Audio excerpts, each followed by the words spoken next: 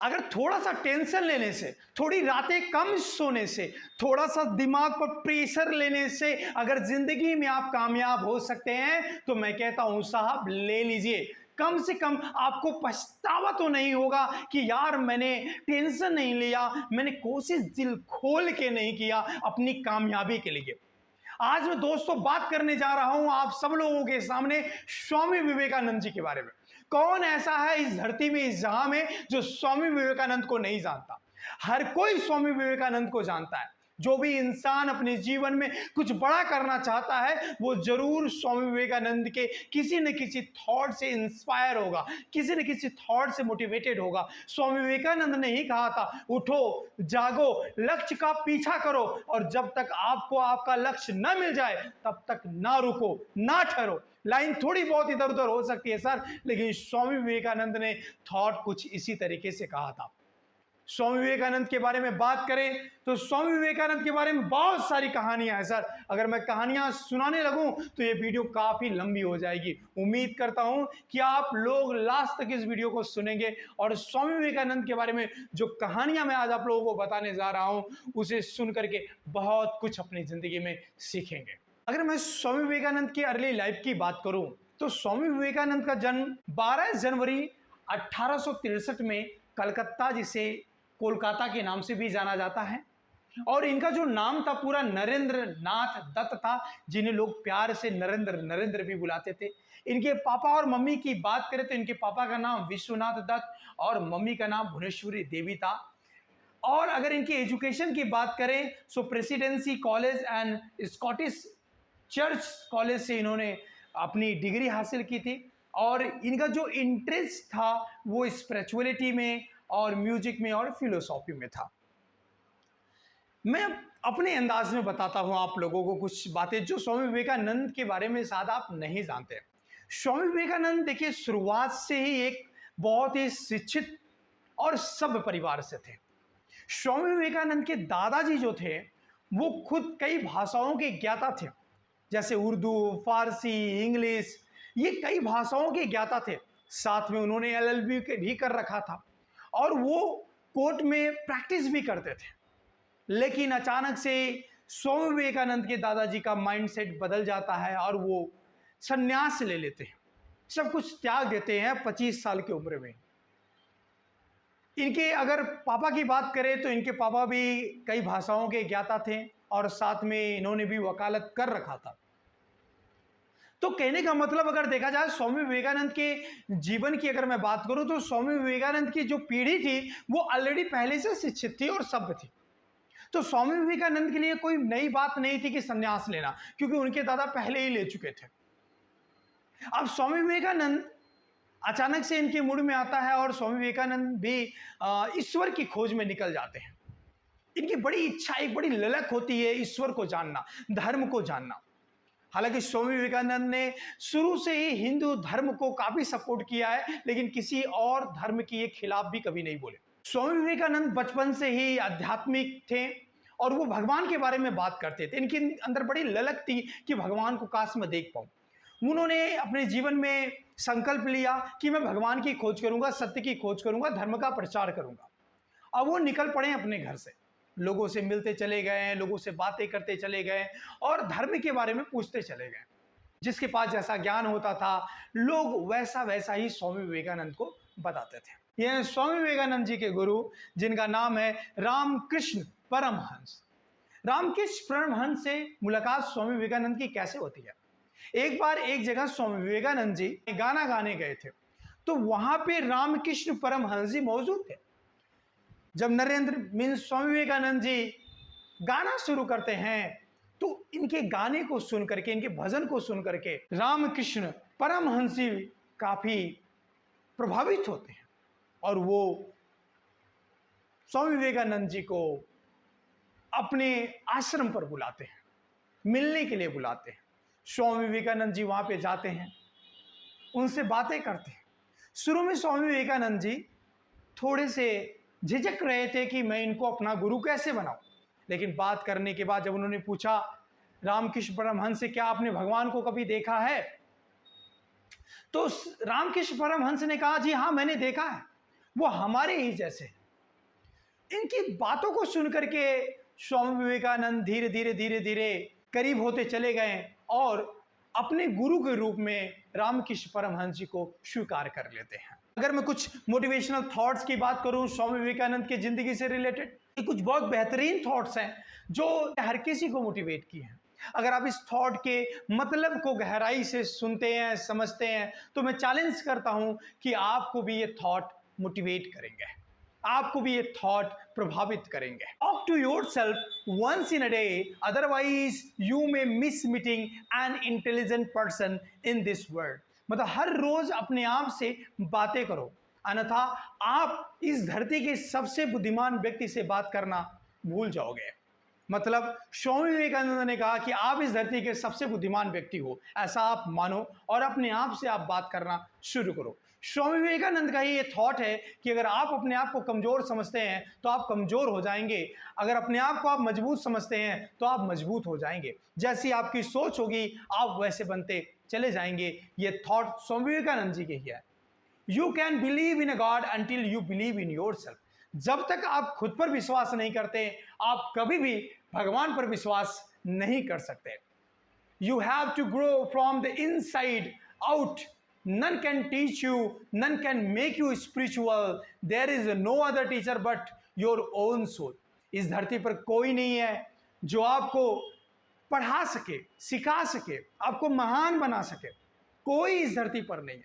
आपकी आत्मा ही है जो आपको आगे बढ़ा सकती है, जो आपको बहुत कुछ सिखा सकती है। इसलिए आप अपनी आत्मा का अनुसरण करिए, अपनी आत्मा को आप जगाइए, आप अपनी जिंदगी में जरूर कामयाब होंगे। We are what our thoughts have made us, so take care about what we think. Words are secondary, thoughts live, they travel far. जो भी आप अपनी जिंदगी में सोचते हैं, अपने दिमाग में सोचते हैं, आप वास्तव में वो बन जाते हैं, आप वो होते चले जाते हैं, आपके साथ वो होने लगता है। इसलिए स्वामी विवेकानंद जी कहते हैं कि आप बिल्कुल केयरफुल रहिए अपने उन विचारों को लेकर के जो आप अपने जिंदगी में सोचते हैं। शिकागो में स्वामी विवेकानंद ने अपना प्रसिद्ध भाषण अंग्रेजी में दिया था। किसमें दिया था sir? which has taught the world बहुत सारे लोगों को both पता नहीं है tolerance उन्होंने भाषण and किस universal लैंग्वेज में दिया था। acceptance. स्वामी विवेकानंद अंग्रेजी के एक महान ज्ञाता भी थे सर। क्यों? जैसा कि मैंने बताया कि उनकी पूरी पीढ़ी ही ज्ञाता थी। एजुकेशन के मामले में उनके दादा भी बहुत आगे थे, उनके पापा भी बहुत आगे थे और स्वामी विवेकानंद भी किसी से पीछे नहीं थे। उन्होंने जब अपना भाषण शुरू किया था तो उनका जो संबोधन था वो भाइयों और बहनों से था, जैसे my American brothers and sister से संबोधन की उन्होंने शुरुआत की थी। यह भाषण 11 सितंबर 1893 को शिकागो के विश्व धर्म संसद में हुआ था। यह पहला विश्व धर्म संसद बैठा था जिसमें अलग अलग लोगों से, दूर दूर दरार के लोगों के, अलग अलग देशों से लोगों को बुलाया गया और सभी लोगों ने अपने अपने धर्म के बारे में वहां पर बोला, बढ़ चढ़ करके बोला। स्वामी विवेकानंद जी को कहा गया था कि आप टाई बेल्ट लगा करके, सूट पहन करके आइएगा, लेकिन स्वामी विवेकानंद अपने भगवाधारी ड्रेस में वहां पहुंच जाते हैं। ये बात अंग्रेज को बिल्कुल पसंद नहीं आती है और इसी बात से चिढ़ करके वो प्लान करता है कि स्वामी विवेकानंद को सबसे लास्ट में बोलने के लिए दिया जाएगा जब लोग जाने को हो जाएंगे। जब लोग वो भी जाएंगे, जाने को हो जाएंगे, तब स्वामी विवेकानंद को बोलने के लिए मौका दिया जाएगा और स्वामी विवेकानंद को सिर्फ 2 मिनट बोलने का मौका दिया गया।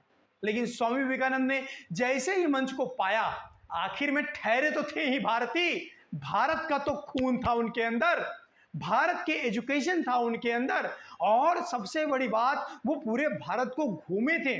उनके पास भारत का नॉलेज का एक भंडार था, अनुभव था। जैसे उन्होंने शुरू किया इंग्लिश में, जैसे भी उन्होंने बोलना शुरू किया, my dear American brother and sisters, जैसे उन्होंने बोला और इतनी उनके आवाज में इतनी मधुरता थी, इतना मोटिवेशन था कि लोगों ने भाई जब सुना तो लोगों का दिल खुश हो गया, क्योंकि कोई भी ब्रदर और सिस्टर करके नहीं बोला था। स्वामी विवेकानंद ने कहा कि आप किसी भी धर्म के बारे में भाषण यहाँ पे दिए हैं, लेकिन गीता में लिखा गया है कि हर किसी को गुजर करके आना तो मेरे पास ही है। कहने का मतलब कि अलग अलग धर्म भले ही हो सकते हैं, लेकिन जैसे नदियां अलग अलग होती हैं लेकिन सब जा करके मिलती है समुद्र से, वैसे ही सारे धर्मों को जाना तो एक ही जगह है। स्वामी विवेकानंद ने शिकागो के अपने भाषण में कहा कि हमारा भारत एक महान देश है जो सभी लोगों को शरण देता है। जितने भी लोग पीड़ित होते हैं, जितने भी लोग सताए हुए होते हैं, जिनको कहीं भी आसरा नहीं मिलता, हमारा भारत देश ऐसे लोगों को आसरा देता है। हमारा भारत देश अध्यात्म में सबसे आगे है। हमारा भारत देश महान है। स्वामी विवेकानंद जैसे ही अपने भाषण को देना शुरू करते हैं, मैं आपको बता दूं, स्वामी विवेकानंद को बोलने के लिए सिर्फ 2 मिनट दिया गया था, लेकिन स्वामी विवेकानंद आधा घंटा बोले, 1 घंटा बोले और लगातार स्वामी विवेकानंद ने 1.5 घंटा बोला। स्वामी विवेकानंद जब अपनी स्पीच को दे रहे थे, मैं आपको बता दूं कि लोग तालियां जब बजाना शुरू किए तो इस तरह से तालियां बजा रहे थे कि कई मिनट तक तालियां ही बजाते रह जाते थे। लोग इतने प्रभावित हुए स्वामी विवेकानंद जी से। वहां के न्यूज़पेपर में जब स्वामी विवेकानंद के बारे में निकला तो उसमें साफ शब्दों में लिखा गया था कि भारत में किसी को और भेजने की जरूरत नहीं है जो जाकर किसी को धर्म की शिक्षा दे। भारत में पहले से ही इतने कामयाब, शिक्षित और आध्यात्मिक लोग पड़े हुए हैं कि जो इस काम को खुद कर सकते हैं। स्वामी विवेकानंद की जिंदगी की बहुत सारी कहानियां हैं जो हम सभी को अक्सर मोटिवेट करती हैं। आप भी इस कहानी को सुन करके प्रभावित हो सकते हैं। स्वामी विवेकानंद का बहुत प्यारा सा कोट था, tit for tat. Swami Vivekananda की मेंटालिटी यही थी, जैसे को तैसा। एक बार की बात है, स्वामी विवेकानंद और उनके सभी दोस्त एक चंपा का पेड़ था, उसकी टहनियों को पकड़ पकड़ के सभी लोग खेला करते थे। अचानक स्वामी विवेकानंद के पिताजी आते हैं और वो एक प्लान बनाते हैं कैसे इन लोगों को इस पेड़ से भगाया जाए, ये लोग इस पेड़ की टहनियों को पकड़ करके ना खेलें। तो स्वामी विवेकानंद जी के पिताजी कहते हैं कि इस पेड़ पर एक भूत रहता है, जो भी इसकी टहनियों को पकड़ करके खेलेगा वो भूत रात को उसको आके मुड़ेगा। तो अगले सुबह कोई भी स्वामी विवेकानंद का मीन्स नरेंद्र दत्त का कोई भी दोस्त चंपा के पेड़ के पास खेलने नहीं जाता है। जब स्वामी विवेकानंद जी जाकर के उसकी टहनियों से खेल रहे होते हैं तो उनके सभी दोस्त आकर कहते हैं, तुम्हें मरना है क्या, तुम्हें मरना है क्या? स्वामी विवेकानंद जी ने बोला, क्या हुआ? तो उनके सभी दोस्तों ने कहा कि आपने सुना नहीं कि इस टहनियों पर जो खेलेगा उसे रात को भूत आकर मोड़ेगा। स्वामी विवेकानंद जी ने कहा कि अगर इस पर भूत होता तो आपका तब का हम लोगों को मुरोड़ चुका होता, क्योंकि हम लोग तो काफी दिनों से इस पेड़ पर खेल रहे हैं, इनकी टहनियों से खेल रहे हैं। तो ऐसे थे स्वामी विवेकानंद जी। स्वामी विवेकानंद पढ़ने में बहुत माहिर थे। जब वो पढ़ाई किया करते थे तो उसमें वो लीन हो जाया करते थे। एक बार की बात है, एक बार रोड के पास बैठकर स्वामी विवेकानंद जी कोई किताब पढ़ रहे होते हैं और उनके सामने से एक बारात गुजर चुकी होती है और एक आदमी आकर पूछता है, क्या यहां से कोई बारात गई क्या? अगर गई हो तो मुझे बता दीजिए। स्वामी विवेकानंद को सच में नहीं पता था कि वहां से कोई बारात गुजरी थी और स्वामी विवेकानंद ने जवाब दिया कि मुझे तो नहीं पता कि यहाँ से कोई बारात गई, मैं तो पढ़ने में काफ़ी लीन था। तो स्वामी विवेकानंद जी का जो दिमाग था इतना शार्प था, नैरो था कि जब भी वो किसी चीज़ पर ध्यान लगाते थे तो उसी चीज़ पर वो ध्यान लगाते थे, फिर वो इधर उधर की कोई बात बिल्कुल नहीं सोचते थे। एक बार की बात है, स्वामी विवेकानंद जी जब एक यूनिवर्सिटी में पढ़ाई कर रहे होते हैं तो एक अंग्रेज था और वो अक्सर जो प्रोफेसर था अक्सर स्वामी विवेकानंद जी से जलन रखता था।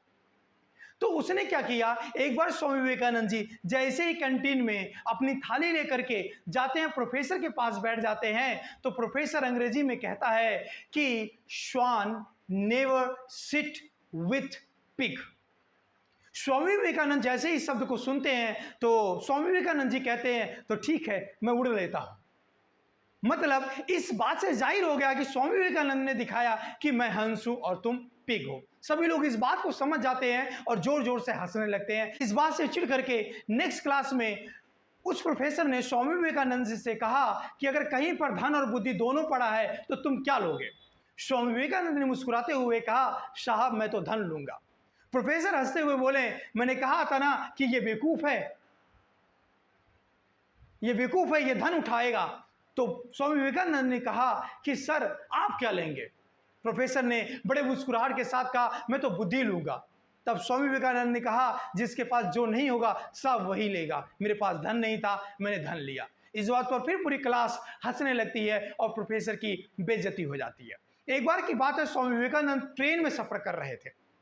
जब वो ट्रेन में सफर कर रहे थे तो कुछ अंग्रेजन लड़कियां आती हैं और उनके हाथ में एक घड़ी देखती हैं और उस घड़ी को वो मांगने लगती हैं, कहती है ये घड़ी मुझे दे दो, अन्यथा हम लोग चिल्लाएंगे कि तुम हम लोगों के साथ जबरदस्ती कर रहे हो, तुम हम लोगों को छेड़ रहे हो। स्वामी विवेकानंद कुछ नहीं बोलते। दोबारा वो लड़कियां चिल्लाती हैं कि ये घड़ी मुझे दे दो, वरना हम लोग चिल्लाएंगे कि तुम हम लोगों के साथ छेड़खानी कर रहे हो।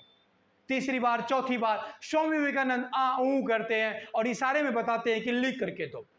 तो उन लोगों को लगा कि ये सुन नहीं पाता और बोल नहीं पाता, लेकिन ये पढ़ पाता है। उन लोगों ने लिख करके दिया कि अपनी घड़ी मुझे दे दो, अन्यथा हम लोग तुम्हारे ऊपर आरोप लगा देंगे कि तुम हम लोगों को छेड़ रहे हो। स्वामी विवेकानंद जैसे उसे पाते हैं, पर्ची को अपने जेब में रखते हैं और कहते हैं कि अब मैं पुलिस को बुला रहा हूं। यह बात सुनते ही सभी लोग वहां बेहोश हो जाती हैं। तो स्वामी विवेकानंद वास्तव में शुरुआत से बिल्कुल शार्प माइंडेड थे। आप बताइए कमेंट के माध्यम से आपको स्वामी विवेकानंद के बारे में यह वीडियो कैसी लगी। नेक्स्ट बायोग्राफी मैं किस महान इंसान के बारे में लेकर के आऊं। दिन प्रतिदिन मैं अपने वीडियो को अच्छा एडिट करूंगा, दिन प्रतिदिन मैं अपनी वीडियो की क्वालिटी को इंप्रूव करूंगा। आप लोग बस कमेंट के माध्यम से मेरे उत्साह को बढ़ाते रहिए और वीडियो को शेयर करते रहिए। नए हैं तो चैनल को सब्सक्राइब करिए। Thank you very much. Thanks a lot.